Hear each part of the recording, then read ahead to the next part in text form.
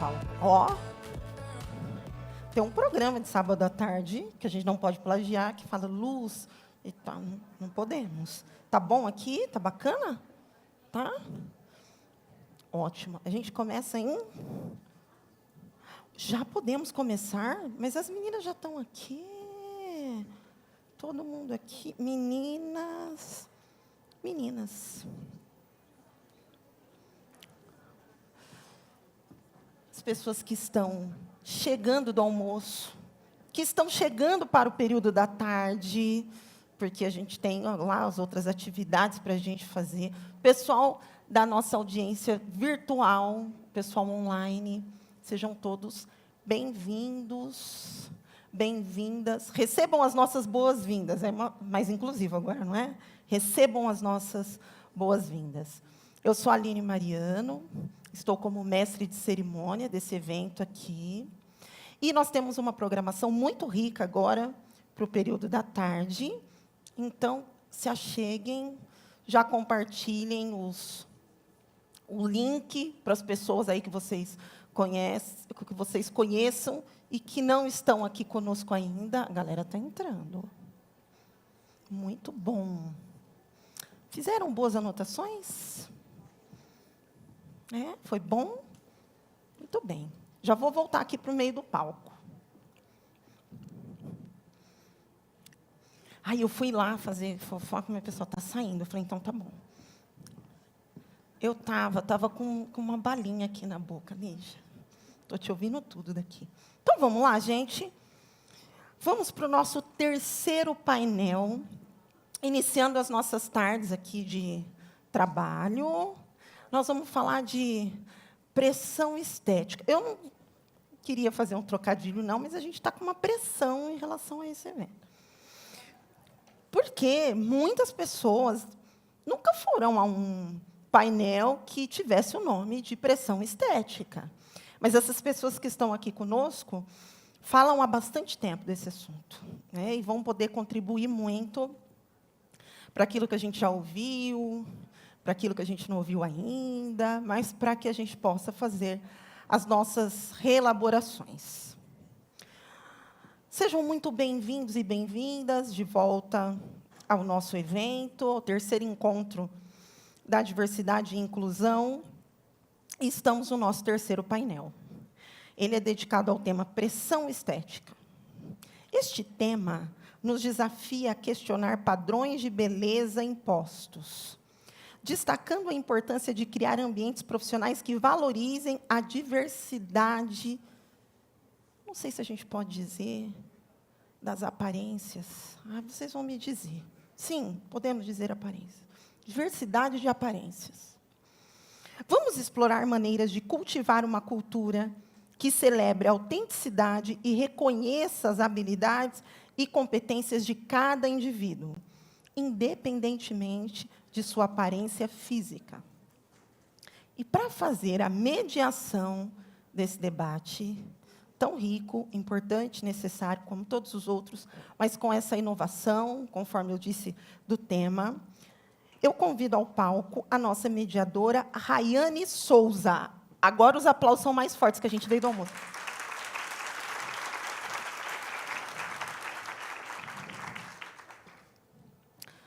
Vou te esperar aqui para dar abraço e para te desejar boas-vindas. Fique aqui, que eu quero ler para o pessoal um pouquinho sobre a história da Rayane. Quem já conhece?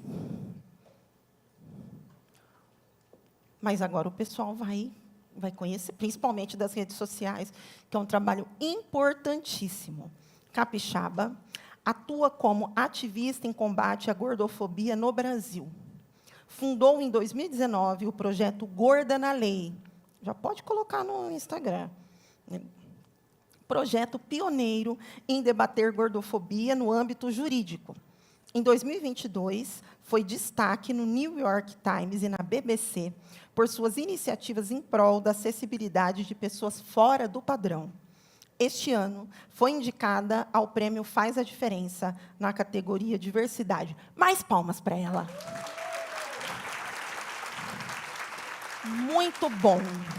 No final, vou perguntar quem conhece. A pessoa já vai ter conhecido você daqui e das redes sociais, né? Para integrar esse time, nós teremos também... Vou falar o nome dela, a gente aplaude no nome e depois que eu ler, combinado? Tem que ter energia. Gisele França, seja bem-vinda.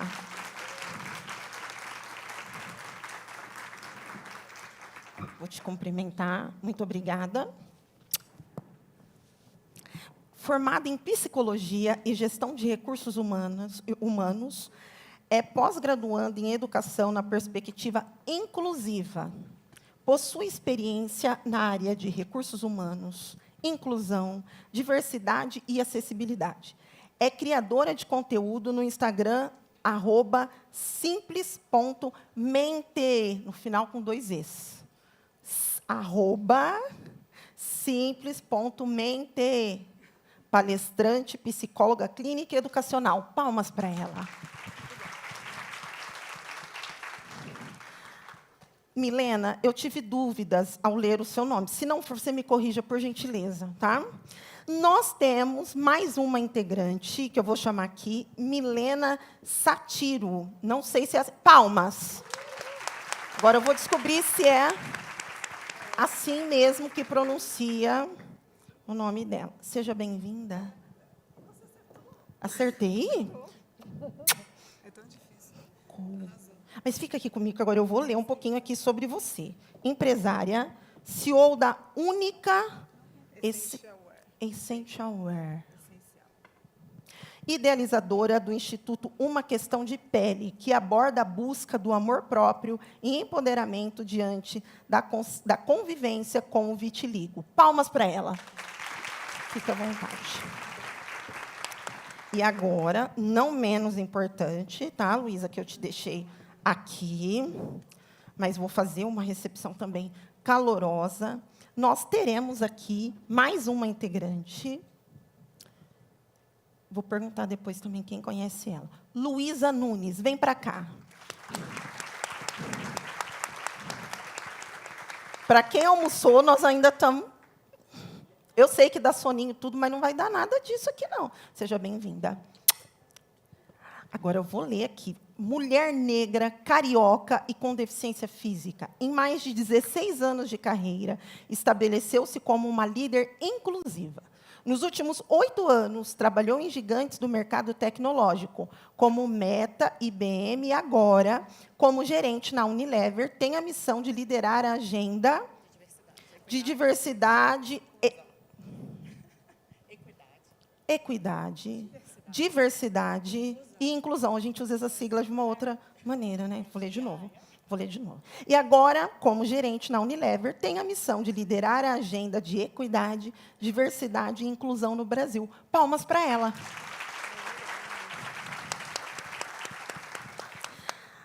Nós temos 59 minutos para a gente conversar sobre esse assunto, que, claro, não vai se esgotar só nesse momento aqui. Vocês já estão pesquisando, stalkeando, conhecendo as redes sociais e o trabalho delas que elas vão reforçar aqui conosco.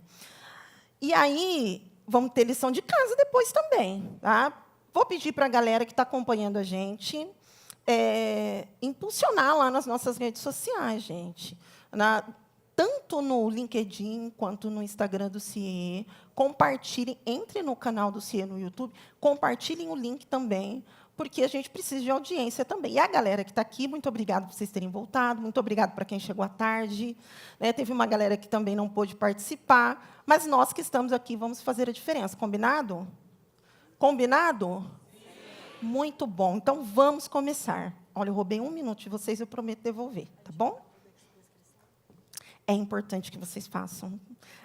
Todo mundo fez, né, de manhã, nós fomos todos muito educados nessa missão. Então, antes da gente começar a falar, por gentileza, é importantíssimo o pessoal que está vendo a gente. Boa tarde, pessoal. Boa tarde. Espero que vocês estejam bem, pós-almoço. Né? Eu sei que dá aquele soninho, mas a gente vai bater um papo muito bacana aqui. Então, vou começar me apresentando. Eu sou a Gisele, eu sou psicóloga clínica, educacional, trabalho no Senac São Paulo há 11 anos, sendo 8 anos dedicados ao RH.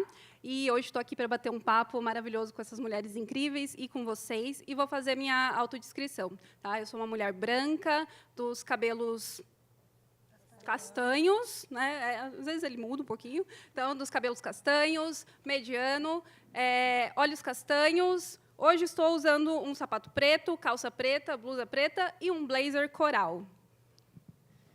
Boa tarde, gente. Tudo bom? Realmente não vai dar soninho, porque esse tema vai ser super importante. Acho que vai rolar muita identificação aqui hoje. Bom, sou a Raiane Souza, sou ativista, tenho esse projeto chamado Gorda na Lei, a gente combate a gordofobia juridicamente. Vou fazer minha autodescrição. Sou uma mulher, né, parda, uma mulher gorda, tenho um cabelo preto, hoje ele está preso, né, tenho os olhos meio puxados, castanhos. Estou com uma blusa branca, um coletinho preto, esse brincão aqui, minhas amigas falam que é maravilhoso, esse brincão aqui. Depois eu até falo onde que eu comprei esse brinco. E estou muito feliz de compartilhar esse tema com vocês hoje. Olá, boa tarde, gente. Um prazer enorme estar aqui. Obrigada pelo convite. Eu sou a Milena Satiro, vou fazer minha autodescrição. Eu sou loira, médio, né? Olhos castanhos, minha pele ela é branca com vitiligo, minha saia é preta, minha blusa é preta. Eu acho que é isso, né? Bom, o papo aqui com certeza vai ser maravilhoso. Essas mulheres que estão aqui têm muita coisa para somar, né? A gente teve um pouquinho de oportunidade de falar sobre. E realmente é um tema, pressão estética, mais que necessário de ser conversado. E espero que realmente a gente consiga cumprir o nosso papel aqui, inspirar vocês, né? E a gente levar reflexões importantes para o nosso dia. Obrigada pelo convite. Olá, boa tarde. Nossa, muito feliz, estou nervosa de estar aqui, principalmente no CIE, que é um lugar onde eu comecei a minha história profissional com 15 anos, através de um programa de estágio, lá no Rio de Janeiro, na Praça Tiradentes, indo entregar currículo. E a minha vida começou a mudar a partir daquele momento. Então, assim, estou bastante emocionada de estar retornando à origem. E muito feliz com esse convite. Bom, eu sou a Luísa Nunes, como já fui apresentada. Atualmente trabalho como líder de Equidade, Diversidade e Inclusão. Sou uma mulher que me autodeclaro negra, tenho a pele parda, tenho os cabelos curtos, com mechas californianas, para quem não sabe. Tenho umas mechas loiras. Estou com batom vinho, com um vestido jeans, um cordão e um brinco vermelho, e um tênis azul. Toda combinando para esse momento incrível. E estou muito feliz de estar aqui e de poder trazer para vocês que trabalham com RH, nós, né, que trabalhamos com RH, poder trazer um pouco desse viés corporativo, como a gente, como RH, na empresa, se posiciona em relação a esse tema. Muito feliz. Obrigada. Bom, hoje eu estou nessa missão, né, de mediar esse bate-papo.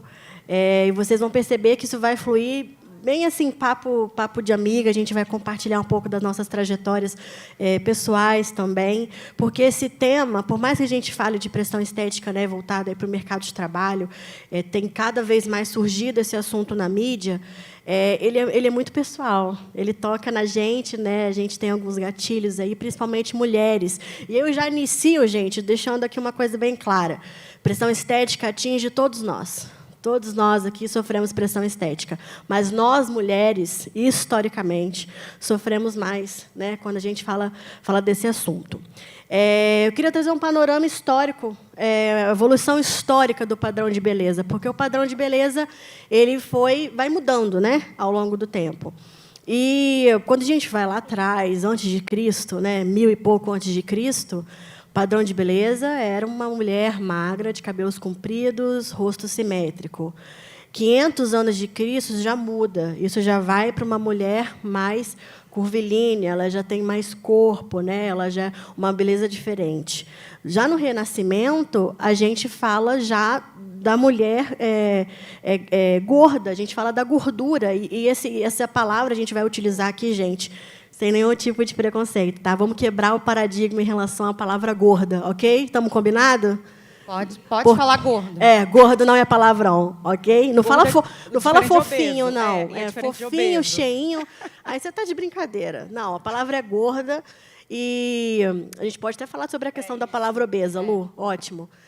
E então a gordura nessa época do Renascimento, ela era ligada, na verdade, à riqueza. Então, se você é uma mulher gorda, então você come bem, você tem uma vida luxuosa e também ligado à fertilidade, né? E todo mundo já viu essa história, né? Quanto mais, né, o quadril largo, as ancas, né, que normalmente falava dessa maneira, era ligado à fertilidade. Então, você é uma mulher que está apta, você é uma mulher ideal para, né, para gerar, a criadora.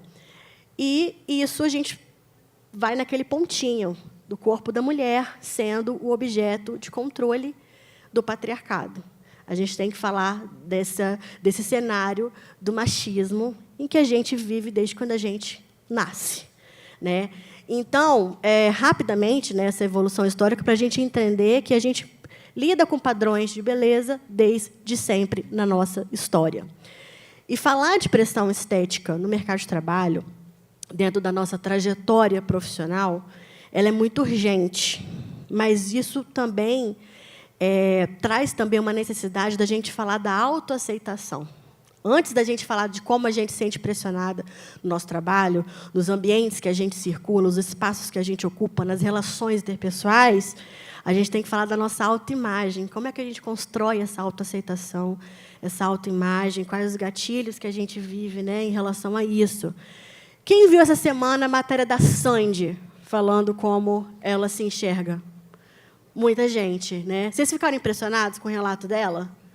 A gente ficou muito impressionado. Eu fiquei bem impressionada, bem impactada com o relato da Sandy. Para quem não sabe, a cantora Sandy, ela deu uma declaração dizendo que ela não se reconhece dentro da casa dela, por exemplo. Ela reconhece a Sandy que ela viu na mídia durante toda a trajetória dela. Ela não usa maquiagem, ela não fica sem maquiagem dentro da própria casa.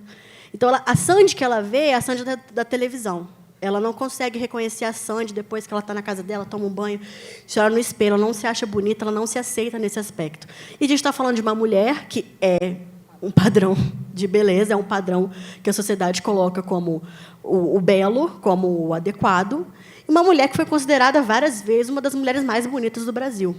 Então, a Sandy dá uma declaração dessa. Então, o que está acontecendo com a nossa sociedade? O que a gente tem que vencer todo dia?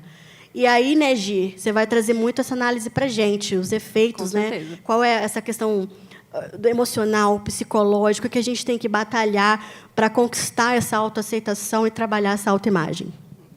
Vamos lá, vamos falar um pouquinho sobre isso, né? A pressão estética, ela afeta diretamente a nossa autoimagem. E quando a gente pensa em autoimagem, normalmente a gente pensa só na questão estética mesmo, né? Nossa, como eu me vejo esteticamente. Mas a autoimagem ela está ligada como que a gente se vê como pessoa, qual é a nossa visão de futuro, né? Então, a autoimagem ela é um processo individual, a construção dela, que ele já é muito difícil, né? Porque vai falar o quê? Das nossas vivências, né? Da nossa criação, dos afetos que recebemos, da falta deles, né? E também as crenças que nós construímos, que muitas vezes são crenças limitantes, né? De acordo com o ambiente social, com o contexto social que a gente vive, com as experiências que a gente teve, né? Então, a autoimagem, a construção dela vai nos acompanhar durante toda a vida. E quando a gente vê, a gente pode construir uma autoimagem positiva ou uma autoimagem negativa, né? E aí, quando a pessoa tem uma autoimagem positiva, é bacana por quê? Porque quando a gente se vê, né, poxa, esteticamente eu me aceito. Nossa, eu considero que eu sou uma boa pessoa. Eu tenho uma visão de futuro. Quando vem as adversidades, né, porque ninguém tem uma vida, né, super, só de boa, né? Não, a gente tem dificuldades na vida. E quando vem essas dificuldades, se a gente tem uma autoimagem positiva, é muito mais protetivo que a gente consiga ser resiliente em relação a isso. Só que uma pessoa que tem uma autoimagem negativa, quando vem as dificuldades, isso é onde afeta muitas vezes a questão da saúde mental, né? Que aí pode gerar uma depressão, a ansiedade, porque a forma que ela se vê, a autoimagem que ela tem dela, esteticamente, como pessoa, poxa, não tenho nem visão de futuro, isso daí já acaba impactando. Então, e a autoestima, ela vem da autoimagem, né? A autoestima é aquela parte afetiva ali da autoimagem. Então, poxa, eu gosto tanto de mim, nossa, eu fiz isso daqui, que legal. Então, assim, a autoestima, ela vai vir da nossa autoimagem. Então, se a gente tem uma autoimagem positiva, com certeza a gente vai ter mais resiliência. Gi, queria te fazer uma pergunta, uma curiosidade. A autoestima, ela é uma construção. Sim. Né? A partir de que fase você acha que essas questões começam a surgir? É uma questão, você acha que da adolescência, porque vem essa questão da mudança, né? Acho que nessa fase a gente já pode começar a falar de autoestima, a pensar sobre isso dentro desse viés que você está abordando? Eu acho que bem antes. Bem antes. Né? A adolescência ali a gente já começa a entender um pouquinho o que está acontecendo. Mas a construção da autoestima, a gente fala de uma autoestima de criança. Né? Se a gente for ver, a criança também tem um processo ali de autoimagem, de autoestima. Então, a forma que a gente está criando as nossas crianças, a forma que a gente começa ali validar ou não as potencialidades dela, a forma que a gente se refere, né, em relação às características físicas, tudo isso começa na construção da autoimagem. Então, a autoimagem, a autoestima começa bem antes. Então, para quem é pai, mãe, tem as crianças aí na família, né, vamos preservar isso, né? Vamos ajudar as nossas crianças a construir uma autoimagem positiva ali desde o comecinho, para quando chegar, né, nessa questão, que é onde a gente vai falar, né, sobre as mídias, né, o impacto da mídia.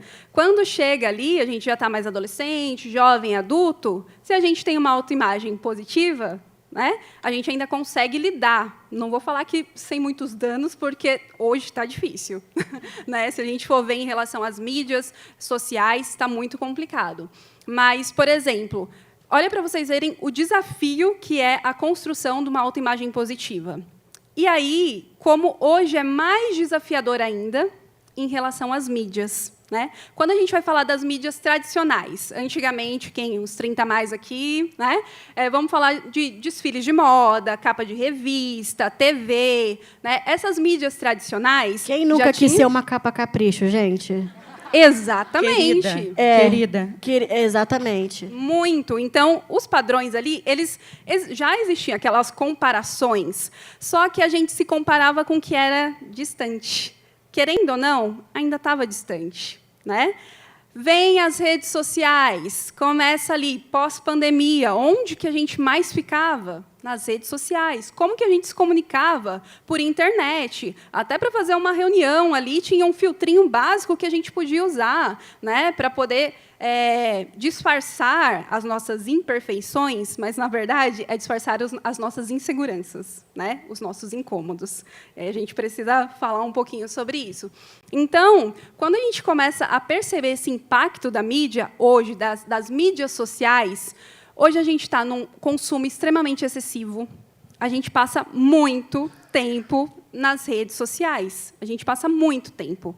E, com certeza, é um turbilhão de informação. Né? Você está ali, e você lembra que eu falei que era aquela comparação distante? Hoje a gente se compara até com o amiguinho do lado.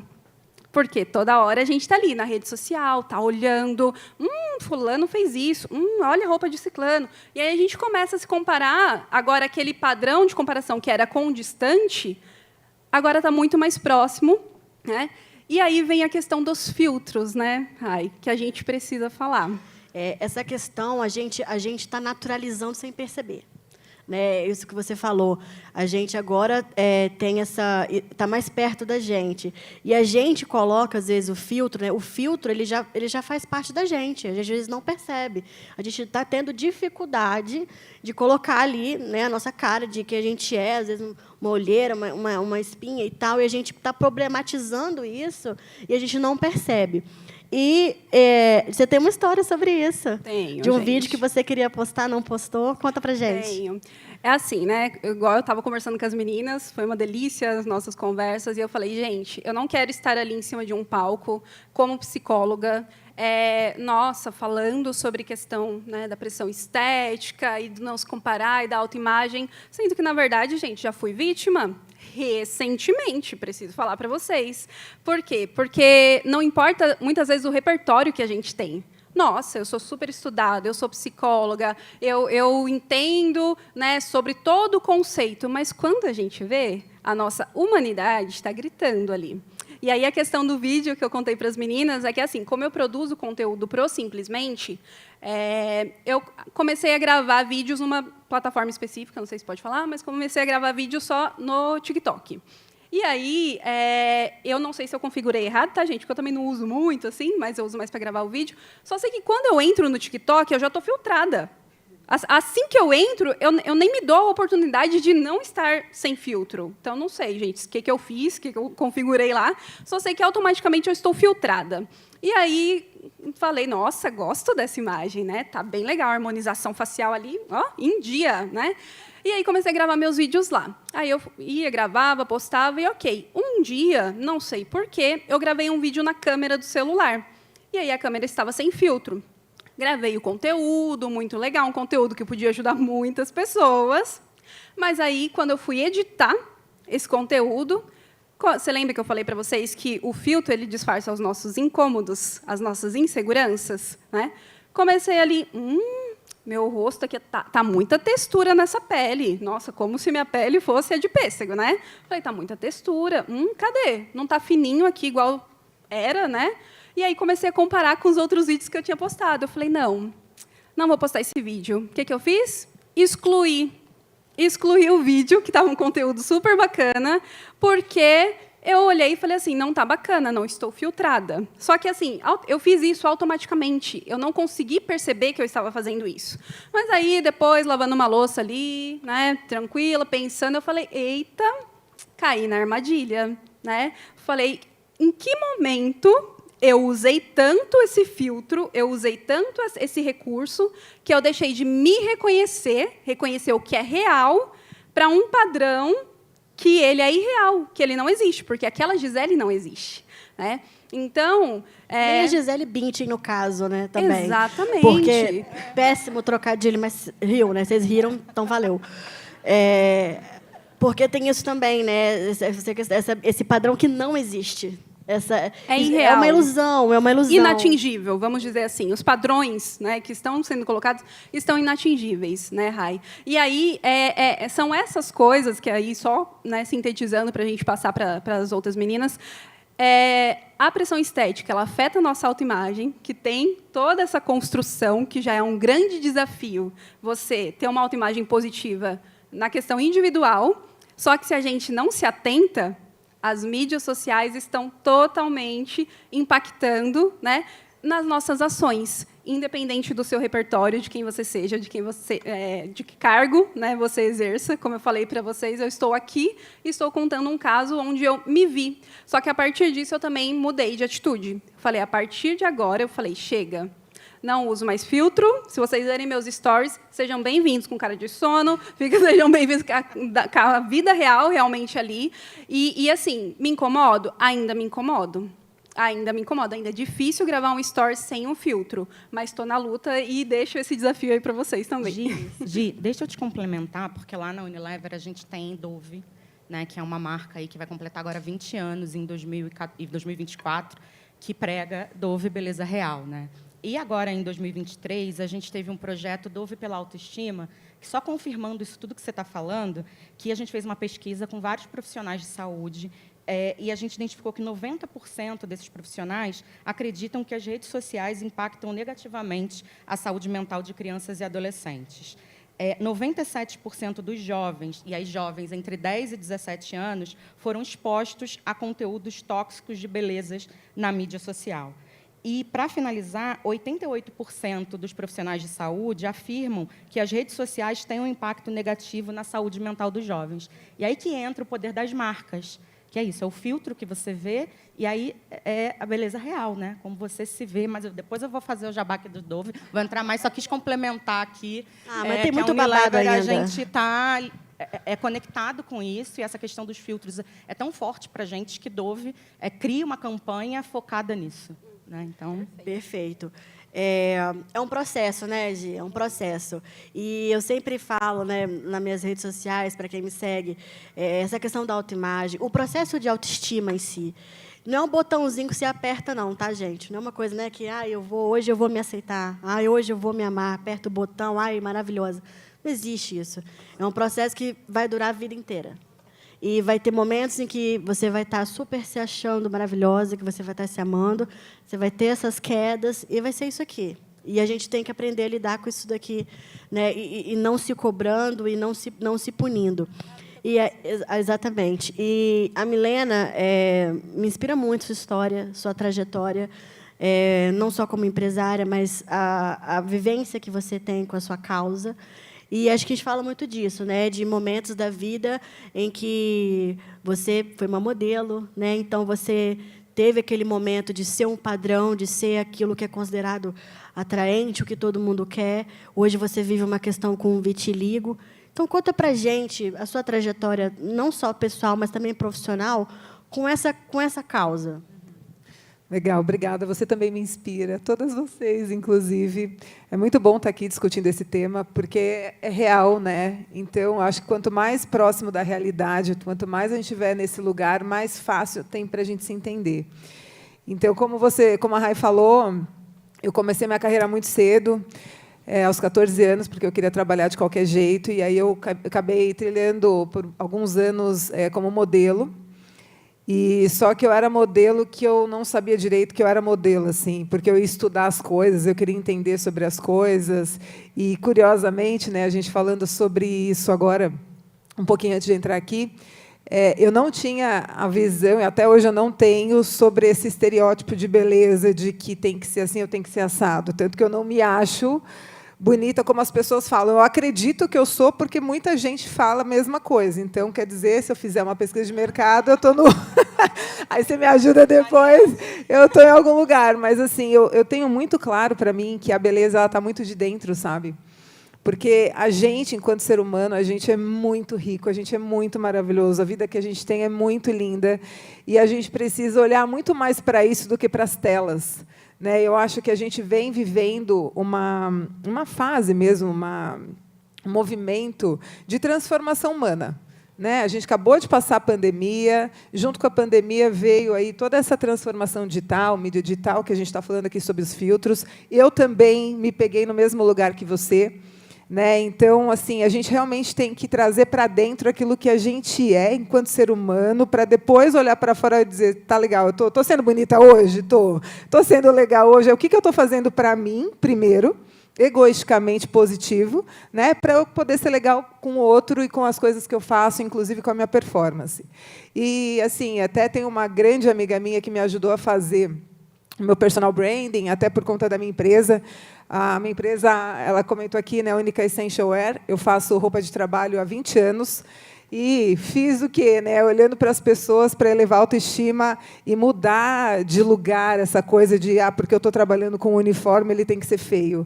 Né? Não precisa, ao contrário, tem que ser bonito, a gente tem que elevar a autoestima das pessoas e a gente tem que trazer visibilidade, inclusive, para as profissões.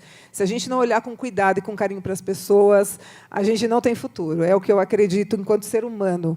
Né? E aí, quando parte desse lugar, foi aí que eu fui me desenvolvendo na minha carreira. Eu fundei minha primeira empresa aos 18 anos, que foi uma agência de promoções e eventos. Ainda não tinha vitiligo, só que eu ficava inconformada com a roupa. Foi um acaso a agência, que eu queria mudar a roupa das meninas porque elas falavam que elas se sentiam muito mal e muitas choravam no banheiro por conta da vulgarização. Falava, cara, não usa essa roupa. Fala que você não vai usar. Tá, mas eu preciso trabalhar. Tá bom, você precisa trabalhar, mas não vai. Aí eu criava assim, falei, não, então vamos criar roupa, vamos conversar com a costureira, vamos mudar esse ambiente. Então, quer dizer, não é porque você precisa trabalhar que você precisa usar uma roupa que te deixe vulgar ou que você se sinta menos. Né? E olha que eu estou falando de gente, inclusive, que estava com papel de modelo. Né? Então, assim, é muito sério esse lugar, né, quando a gente fala sobre a pressão estética. Porque, aparentemente, é uma coisa e, no fundo, quando você vai ver, de fato, não é. E por isso que eu gosto da realidade, né, do que a gente está tratando aqui. E aí eu tive minha segunda empresa, que foi uma confecção de uniformes mesmo, eu sou publicitária, então eu trouxe toda a visão de branding para a roupa. E, num processo de mudança e de crescimento, enfim, o vitiligo apareceu na minha vida. E foi horrível, horrível, porque isso foi em 2007. Então, imagina, 16 anos atrás, mais ou menos isso, né? 16, por aí. Não se falava sobre a doença. Para vocês terem ideia, dentro da minha casa, ninguém nem sabia o que era isso. Eu tive que ir atrás, eu tive que buscar, e achava que era micose, sabe? E daqui a pouco começou, nossa, devastou meu corpo. Então, em 2007, eu era uma Milena. Em 2015, eu virei essa Milena, e, inclusive, que eu já nem sei mais qual é o meu tom de pele. É branca lá, porque não tem, né, vitiligo, manchada, malhada, e não tem isso aí. Mas, e que foi um processo de transformação maravilhoso. Porque as coisas vêm, eu acredito nisso, tá? Para a gente ser melhor enquanto ser humano. Nada vem na nossa vida só por passagem. E se veio para mim o vitiligo, veio porque, de fato, eu posso fazer alguma coisa melhor por mim e pelos outros. E por eu ser empreendedora, líder feminina, e estar à frente, né, de defender as causas que eu acredito, né, socialmente, inclusive, falando, acabou que muita gente veio conversar comigo. Milena, como é que você faz para se mostrar assim? Tudo bem para você ser assim? Tudo bem dentro de um processo de entendimento. Que é isso que você falou? Vocês estavam falando sobre autoestima. Não existe autoestima eterna, cara. Não existe, porque não existe felicidade eterna. São situações, a gente vai vivendo a vida, né? Mas, a partir do momento em que você consegue se deparar com uma doença de pele que ela não mata, porque vitiligo não mata, só para vocês saberem todos aqui, quanto mais vocês puderem falar sobre isso, vocês falem sobre isso. Não pega, não é uma doença que pega. Se entrar comigo na piscina, não vai sair malhadinho, mesmo que queira. Porque teve uma menininha muito fofa, falou, ai, tio, eu queria tanto ser igual a você, será que se eu pegar e você sai, eu fico também? Criança é a coisa mais linda, eles perguntam muito, e aí, quando a gente explica, está tudo certo, sabe? Só que tem casos sérios, né, que foi o que aconteceu comigo, de eu entrar na piscina de um hotel legal, tá? E a pessoa sair da piscina. Né? Assim, eu estava fazendo stand-up, andando assim, voltando para a área que fica lá comum, né, todo mundo, e aí a mulher levantou o óculos assim, olhou assim para mim, cutucou o marido, cutucou a filha, tipo, ela quase fez, gente, olha aquilo ali, tipo, eu tava, quase parei e falei, calma, vamos lá, vamos conversar, meu amor, espera que eu vou te contar. Então, assim, eu já passei por situações, tanto que eu falo que verão eu sou vista de um jeito, inverno eu sou vista de outro. Inverno ninguém me vê, acho um saco. Verão é uma delícia, né? Porque o corpo está mostra, então todo mundo fica lá olhando.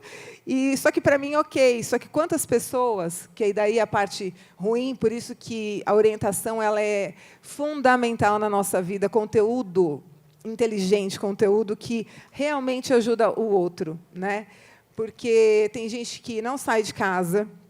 A gente falou sobre o corporativo e vai entrar nesse assunto depois, né, Luísa? As pessoas têm vergonha de se mostrar, porque elas não se sentem esteticamente nesse lugar, que elas podem. Tem uma menina que, graças a Deus, hoje ela já se libertou, mas ela, com 23 anos, ela falou assim, eu tenho vergonha de ir para a balada, porque fica com a luz neon, e, quando tem a luz neon, a gente fica muito branco. Tanto que até uma amiga minha, gente, a gente estava numa festa chamada Jungle Party, e ela olhou para mim e falou assim, meu, que animal sua tatuagem, como você fez? Eu fiz o quê? É sério? É nesse nível, gente, assim, é muito louco. Eu falei, é minha pele. Ela falou, nossa, que linda. Tipo, nem sacou que não era tatuagem, sabe? Deixei para lá. Falei, quando ela me ver outro dia, ela vai prestar atenção, né? Só que tem gente que sofre demais com isso. Tem gente que não sai de casa. Tem gente que não vai para uma entrevista de emprego porque acha que não vai ser contratado porque tem a pele manchada. Milena, é tão importante você ter falado sobre essa questão também da discriminação, né? Porque a gente está falando aqui da pressão estética e isso, naturalmente, vai levar para uma questão do preconceito, porque tudo aquilo que foge ao padrão, ou que a gente, né, cresceu achando que é o padrão, que é o normal, isso incomoda. E, às vezes, a falta de conhecimento gera essa ignorância, né, esse pré-julgamento. E você contou o caso da piscina, né, já tinha contado também aqui para a gente. E aí eu queria saber de você o seguinte, né, com toda essa sua trajetória, de ter que você criou, né, a sua causa, né, o seu projeto, questão de pele, né, e que, com a questão do vitiligo, acho que você vai falar um pouquinho também sobre isso. Em algum momento assim da sua vida, você achou que teria dificuldade de ocupar algum espaço por conta do vitiligo? Você sentiu que você não teria sua credibilidade, né, ali colocada como algo, né, não tenho credibilidade porque tenho vitiligo, não vou ter essa oportunidade, não vou ter essa referência por conta do vitiligo? Se você sofreu essa pressão estética nesse sentido? Muito, em várias situações diferentes, inclusive falando aqui, né, e aí as coisas vão vindo, a gente vai lembrando, né, da vida. Inclusive, assim, eu me separei, meu filho tinha 2 anos, o Luigi, hoje ele tem 10, e eu tenho uma filha, Maria Carolina, maravilhosa, que tem 1 ano e meio. E eu ir para a balada, o que eu contei sobre essa menina, que hoje ela já se liberou. Então, assim, eu falei, meu Deus, eu vou sair para uma festa. Como as pessoas vão me ver? Porque até outro dia eu era casada, então a gente nem se preocupa com isso, né? Daí eu já não era mais casada. O público também me interessava. E, gente, assim, foi meio aterrorizante para mim, porque eu falei, cara, mas aí foi muito legal, e vou fazer essa confidência aqui, porque eu acho que está super ok. Teve um garoto que veio e fez assim, olha, se você quiser ficar comigo, eu quero ficar com você, porque não tem nenhuma mulher igual nessa balada igual a você. Uau! Eu me senti o máximo, sabe? Então, quer dizer, legal, boa. Tinha muito... Assim, eu sou empreendedora, né, gente? Raiz, de trabalhar e de acontecer, e de deixar legado para o mundo. Mas teve uma vez que eu fui fazer uma apresentação, e aí, tipo, a maioria assim, dos meus clientes, a alta diretoria, e eu estava frio, então eu estava de roupa toda fechada, então ninguém nem sabia qual era a minha cor da pele, estava olhando meu rosto é super branco, e aí então não aparece maquiada e tal. E aí eu estava fazendo a apresentação, começou a dar um calor, né, porque da apresentação dá calor. Aí eu tirei a jaqueta. Meu Deus, quando eu tirei a jaqueta, foi assim, tipo, uau. As pessoas se olhavam, não sabiam o que fazer, sabe, numa condição. Aí eu fiz, gente, está tudo bem, eu tenho vitiligo, não pega. Eu sempre falo, não pega. Não, Milena, imagina, não sei o quê. Então, assim, existe, né, Rai? E assim, isso é muito do como nós nos aceitamos. Que eu acho que essa é a grande sacada da vida. E tem a ver com vitiligo, tem a ver com a cor do cabelo, tem a ver com o tamanho do peito, da bunda, não sei o quê. Cara, a gente tem que olhar para a gente e entender que ser humano a gente é e quer ser para o mundo. Tanto faz a cor do cabelo, a cor da pele, o tamanho que você quer ser, porque você pode ser o que você quiser. Né? Mas existe, né? Existe e vai existir, porque quantas pessoas ainda precisam ser impactadas para saber sobre o que é o vitiligo? E aí que eu fiz uma questão de pele, que é um instituto que promove orientação. E aí, só para fechar e entregar aqui para você, maravilhosa, Luísa, né, para complementar isso no mundo corporativo, como eu acabo entrevistando pessoas, né, porque eu tenho o meu negócio, e, inclusive, eu estou contratando gente. LinkedIn. É super legal. Vagas afirmativas. Mas, olha, assim, as pessoas, elas sim ficam preocupadas. Por exemplo, como a gente trabalha com moda, com fashion, com roupa, e a gente tem toda essa pegada, as pessoas falam que roupa que eu vou me vestir. Então, eu acredito muito na orientação, né? Porque, por exemplo, o que a Gi teve de orientação com base na casa dela, você talvez não tenha tido. E alguém na tua vida e na trajetória conseguiu te dar uma referência. Eu, a mesma coisa, a Luísa, a mesma coisa. Então, se a gente teve, seja através do berço da nossa casa, seja através de qualquer outro berço que a gente tenha tido essa mão, a gente tem que proliferar isso. Sabe? É a educação. A educação, ela parte do lugar da orientação. Quando você sabe, você tem a mínima condição de conhecer sobre o tema, a gente está falando sobre o vitiligo, mas isso é sobre tudo, sobre, inclusive, o gordo e os direitos do gordo, porque é ridículo. A gente contrata, inclusive, contratei na empresa, na época da fábrica, a gente comprou cadeira especial, né? Tem todo um trabalho especial a ser feito e tem que ser feito. Né? E assim, a menina era incrível, maravilhosa. E não tem nada a ver se ela é gorda, se é magra. O importante é o que você é, né? Enquanto pessoa de volta. Então, tem impacto, sem dúvida nenhuma, só que a gente tem o compromisso, enquanto ser humano, enquanto empreendedores, enquanto executivos, enquanto gente, de fazer a diferença para o mundo, né, propagando informação positiva, conteúdo positivo. Perfeito. Fazendo esse gancho, né, a orientação ela não é só para que a gente possa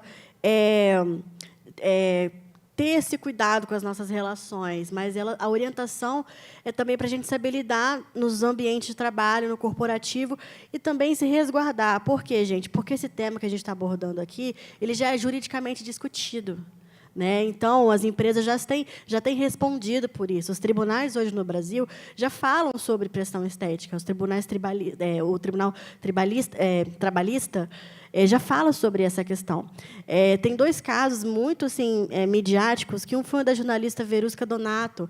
Ela processou a Globo por pressão estética. Era exigência em relação à roupa que ela estava vestindo. Não poderia ser uma roupa que marcasse a barriga, porque, de acordo, né, com a empresa, ela já tinha ganhado um pouco de peso. Ela era advertida em relação à flacidez. Então, assim, ela era abordada em vários momentos para que ela pudesse perder peso. Então, essa questão da imagem, ela já é discutida, gente, juridicamente. Teve um outro caso de uma aeromoça, também, de uma companhia internacional, que ela foi demitida, ela foi impedida de trabalhar porque ela ganhou peso. Então, ela começou na companhia com peso X, e aí ela engordou, e aí ela foi impedida de trabalhar. Quase entrou em reabilitação pelo INSS. Então, assim, o que está acontecendo? Né? Isso já é uma questão jurídica, então a gente tem que se atentar muito, quanto corporativo, para isso. Né? E, como você falou, você está falando, né, sobre as pessoas gordas, né, sobre o direito das pessoas gordas. Acho interessante trazer aqui essa diferença, gente, sobre pressão estética e gordofobia. Eu acho que muito se confunde. Né? A pressão estética, como eu falei, todos nós sofremos pressão estética. É quando a gente se vê cobrado a atingir um padrão, né, atingir um corpo, ou atingir uma estética que é considerado normal e adequada aos olhos da sociedade. Todos nós passamos por isso. A gordofobia, gente, ela é estrutural. Eu estou falando de uma gordofobia estrutural. É quando um corpo gordo ele é impedido de exercer direitos, muitas vezes, básicos. Então, é uma pessoa que ela não consegue um trabalho por ser gorda. É uma pessoa que não consegue, às vezes, acessar uma consulta médica ou realizar algum exame, porque não tem uma maca, não tem um aparelho para ela fazer exame, tem a catraca do ônibus, tem a questão do vestuário. Então, a gordofobia ela não é só o bullying que a gente normalmente vê, né? A piada, a chacota, que, né, fazer piada com o gordinho sempre foi legal, né? Sempre foi divertido, até porque o gordinho ele é engraçado, esse estereótipo, né, que foi criado. Então, a gordofobia ela está muito além disso. Ela é uma questão de exclusão de direitos. É inacessível. Então, a gente tem que fazer essa diferenciação de pressão estética e de gordofobia. Mas, como a gente não tem ainda no ordenamento do nosso país uma legislação específica sobre gordofobia ou sobre pressão estética, quando a gente fala de justiça do trabalho, quando a gente fala de processo judicial, isso vai ser interpretado como assédio moral. Então, a gente tem que ter muito cuidado quando a gente, né, faz um comentário aí fora de hora, um comentário, às vezes um conselho, uma sugestão. A gente está falando de assédio moral aqui também. E acho que a Luísa ela tem alguns dados muito importantes, falando exatamente também sobre essa questão da credibilidade que eu falei com a Milena. Quando a pressão estética ela está ligada à credibilidade, quando ela está ligada assim, à estética, a exercício de uma função. Então, acho que a Luísa trouxe alguns parâmetros bacanas para a gente. Obrigada. Bom, recentemente, agora em março, saiu uma pesquisa da Universidade do Texas, onde foi comprovado que pessoas que estão dentro do padrão, e diga-se o que é esse padrão, pessoas brancas, magras, homens, ganham $237 mil a mais do que as pessoas que não estão dentro desse padrão ao longo da sua vida profissional. Então, há um impacto na remuneração econômico na vida dessa pessoa que não está dentro do padrão. E, conectando um pouco sobre o estereótipo, sobre isso tudo que foi dito aqui está muito incrível, porque nós somos, como a gente costuma dizer, todo mundo aqui é convertido. Né? A gente é super a favor das causas, a gente tem diversidade no sangue e tudo isso. Mas como passar para vocês levarem isso tudo para dentro de uma empresa que, muitas das vezes, a gente tem desafios enormes. E isso tudo de estética, de padrão, de estereótipo, está diretamente linkado à diversidade dentro das organizações. Por quê? Porque é igual ao racismo, é igual ao capacitismo, é igual ao machismo, é a pressão estética. E isso está linkado na hora que você vai recrutar um profissional, porque você tem vieses inconscientes, você tem os estereótipos. E, claro, e aí, como que a gente combate isso? Que trabalha com diversidade, ou, enfim, com RH, dependendo de onde a diversidade está dentro aí da empresa de vocês. Treinamento. Acho que o primeiro é a tomada de consciência, é o que a gente falou aqui. A minha diretora, Ana Franzotti, um beijo, Ana, onde você está? Ela sempre fala que, para a gente se tornar um aliado de diversidade, a gente tem que ter uma tomada de consciência. E uma tomada de consciência, ela acontece, muitas das vezes, dentro da empresa. Por quê? Porque essa pessoa, esse profissional que trabalha, lá fora ele vive numa bolha. Né? Então, eu já ouvi, por exemplo, nossa, eu trabalho numa empresa que eu trabalho aqui há X anos, mais de uma década, e a primeira pessoa com deficiência que eu vi foi você. Oi? Você está onde, amor? Que mundo você vive?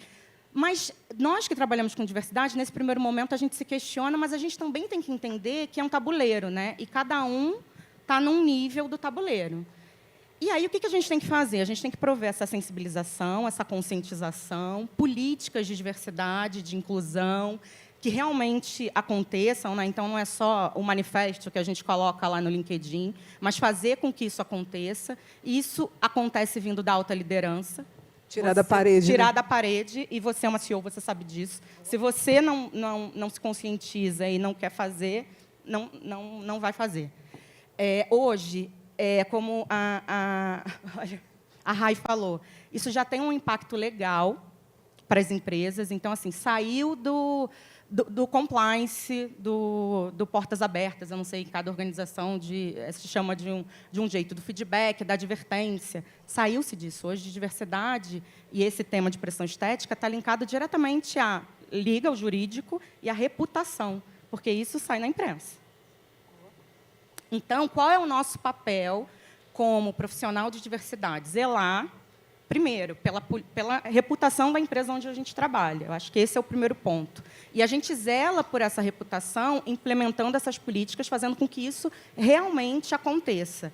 E uma dica que eu queria compartilhar com vocês, que muitas das vezes é o que eu costumo dizer, quando a pessoa já tem consciência e ela já quer fazer diversidade, ótimo, ela já está comprada. Mas, quando ela não está, a gente tem que ter argumentos, todos esses tipos de argumentos, para a gente poder convencer, geralmente, aquela alta liderança que ele quer que a gente monte um business case, para chegar na sala dele e conectar isso, porque cada vez mais diversidade está linkada à parte estratégica, né, ao negócio. Né? Então, saiu-se daquele mundo onde a gente vai ajudar as pessoas, não vamos fazer isso porque, nossa, as pessoas, não vamos zoar porque são gordos, porque não pode fazer isso. Não, a diversidade agora é estratégico, está linkada ao negócio. Por exemplo, lá na Unilever, a gente teve recentemente, ano passado, lógico, a gente também está conectado como empresa com a sociedade, porque uma empresa é isso, a gente tem que estar conectado com a sociedade avança e diversidade é isso, a gente vai avançar junto com a sociedade. Nunca vai estar bom, então a gente que trabalha com diversidade nunca vai estar bom, porque o dia que tiver, não precisa mais diversidade. Eu espero que esse dia chegue. Esse dia não vai ter chegar. anos ainda fio para frente, né? Não vai chegar, a gente vai estar, porque a sociedade vai evoluindo e diversidade a gente vai evoluindo junto. Então, por exemplo, lá, e aí nós, Unilever, né, estamos linkados, diversidade está no nosso DNA, mas, recentemente, queria compartilhar o que a gente fez com o Dove, empoderando, né, o Espaço ao Sol, não sei se vocês viram, foi uma campanha que foi liderada pelo time aqui do Brasil, de Dove, onde a gente entendeu que muitas pessoas, através de pesquisas, que muitas pessoas, por exemplo, mais de 60% de pessoas com deficiência, nunca tinham ido à praia, por conta de acessibilidade ou por conta do padrão estético. E mais de 40% de pessoas gordas também não iam à praia porque não tinham cadeira. E aí nós identificamos isso e falamos, não, a gente tem que fazer. E aí, lógico, o nosso time... E por que a gente identificou isso? Porque a gente tem um time diverso lá dentro, que está conectado, porque também é isso, não adianta a gente falar de diversidade se a gente não tem um time diverso dentro, conectado com a realidade. Então, a gente tem um time diverso. Nossa, então, baseado nessas pesquisas, então vamos fazer alguma coisa. E a gente criou esse programa que ficou lá no Rio de Janeiro, nesse projeto, que a gente criou cadeiras de praia com uma largura maior, E depois a gente até distribuiu os protótipos dessas cadeiras, as cadeiras que foram prontas para o espaço, a gente distribuiu na Orla do Rio de Janeiro e divulgamos o protótipo da cadeira, está acessível lá no site para quem quiser fabricar. Inclusive, no mercado, né, eu tive o privilégio de viver essa campanha no Rio de Janeiro. Contei a minha trajetória pessoal, porque eu nunca tinha tido uma cadeira de praia, nunca. Então, a primeira cadeira de praia da minha vida foi a cadeira da Dove. Então, eu fui... Né, a Dove fez essa campanha. Você nunca mais vai esquecer. Nunca mais eu vou esquecer. Olha que legal. Inclusive, se você for na minha rede social, na minha rede pessoal, agora, esse fim de ano, todo dia no story, aquela cadeira de praia vai estar lá. Porque, o melhor presente da minha vida foi a minha cadeira de praia, porque não tem. O mercado hoje, ele produz, gente, cadeira de praia, você encontra aí nas lojas, no máximo até 140 quilos, 150 quilos, olha lá. Então, o protótipo da Dove que ela criou, por exemplo, a cadeira do futuro, que assim vocês intitularam, é uma cadeira que vai até 250 quilos. Então, assim, nossa, mas uma pessoa de 250 quilos, ela vai à praia? Gente, ela vai à praia. Vai. Né? Essa pessoa, ela existe, ela tem uma vida. E aí a gente volta também nessas questões dos estereótipos que se criam em relação aos corpos, como se eles fossem incapazes. Né? Então, essa campanha foi maravilhosa. E uma campanha premiada. Premiada. Né? Parabéns. A campanha de Dove Verão ganhou o Festival de Cannes esse ano, gente. Parabéns. Né? E aí a gente fala dessa importância, porque pressão estética e diversidade sem acessibilidade não dá. Então, assim, não é só uma questão comportamental. Né? É uma questão de criar maneiras, estruturas para que, né, o seu time consiga trabalhar. E aí a questão do mobiliário, a questão do uniforme de trabalho. E várias você falou da roupa aqui, que era isso que eu ia colocar. Assim, a gente abriu varejo agora, né? Sempre fiz coleções para grandes empresas, B2B, inclusive os agentes de trânsito da cidade de São Paulo, a roupa deles, a gente que desenhou. A gente que fez eles passarem menos calor, porque era insano o tamanho da grossura do tecido deles vivendo. Detalhe, até uma coisa importantíssima, sobre roupa unissex. Roupa unissex é, por base, modelagem masculina. Então, fazem roupa unissex para vestir homens. Não importa o seu gênero, importa que você tenha a opção de escolher se você quer uma roupa com modelagem feminina ou modelagem masculina. E tem um ponto importante, a gente foi para o varejo agora, inclusive, @useunicoficial. E eu recebi recentemente, num grupo, né, através de Instagram e tudo mais, uma pessoa que mandou dizendo assim, isso aqui é uma marca inclusiva de roupa de trabalho. E aí eu fui ver, ela circulou, ela entrou no nosso e-commerce, ela circulou. Começar a trabalhar essa autoaceitação, empresas vão começar a se adequar. Mas e se alguma coisa der errado? Será que a gente pode pedir socorro? Será que a gente pode ter canais aí de denúncia se a gente sofreu uma discriminação estética? Será que dentro das empresas a gente pode trabalhar essa questão da saúde mental relacionada a esse assunto? Com certeza, né? Eu acho que é um dos papéis do RH, porque assim a gente precisa levar informação para que as pessoas parem de alegar ignorância. A gente precisa fazer isso, porque estamos num momento da era da informação.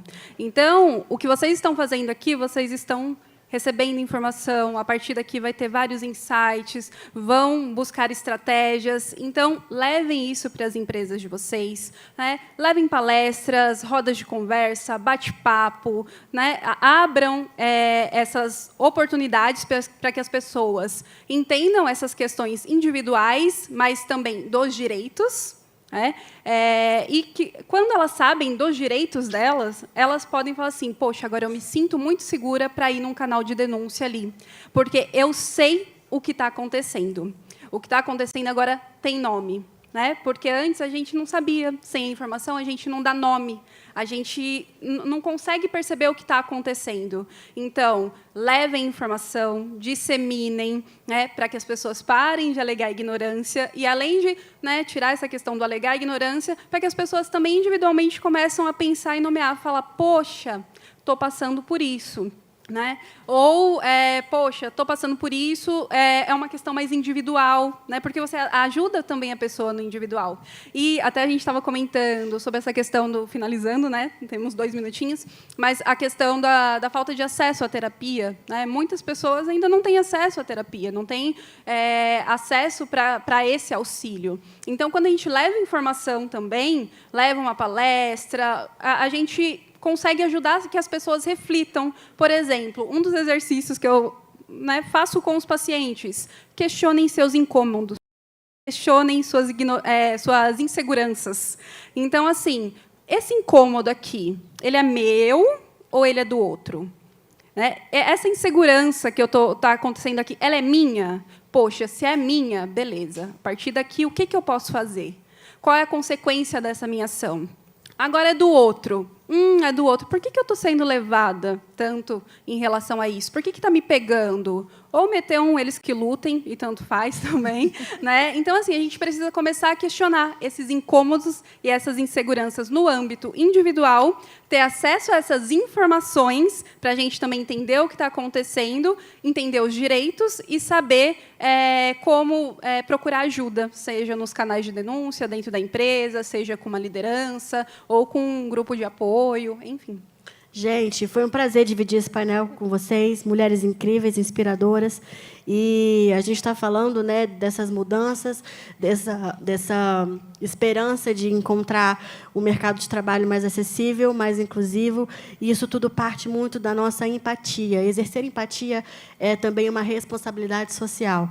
E aí eu queria encerrar com uma frase do Pequeno Príncipe, que não é só um livro infantil, fala muito sobre a vida, que é: tu te tornas responsável por aquilo que cativas. Então, esse foi o painel de expressão estética. Muito obrigada.